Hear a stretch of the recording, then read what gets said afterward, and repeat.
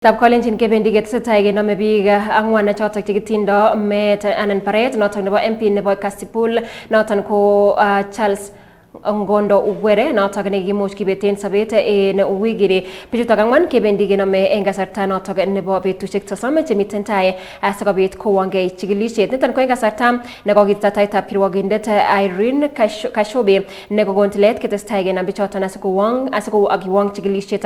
Kosibgei ak ofisaiyat netelelchin kirwogutik Allen Mulama kokamwochi kapkirwok kole nyolu ketes betusiek asiketestai kisub biik alak chekitingdo meet nebo MP notok nebo ofisaiyat nebo police nemwaat kele kitinygei en kebeberta nemiten barak en kasuldaetab baretab Ong'Ondo. En kasaratan kokakimuch kimong chikilisiet nebo yengsetab bortab Charles Ong'Ondo were ole mwoe pathologist nebo serikali Johansen Odwor kole kimuch ine kobet sobet kosibgei ak neking'emak missing kebeberwek chebo komonut en bortanyin kotinygei ak risasinik 5 chekinam inendet.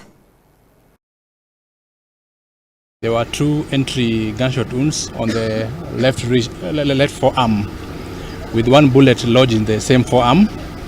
1 exited. There was also 2 entry bullet wounds on the left side of the chest, with an exit on the right side, but 1 lodged in the spine. Then there was a bullet track on the back, with the entry on the left side of the upper back. There were multiple internal injuries in the vital organs. We saw that the bullet tracked through the heart, the lungs, the liver, and the aorta, meaning that the late Mheshimiwa could not survive the injuries caused by the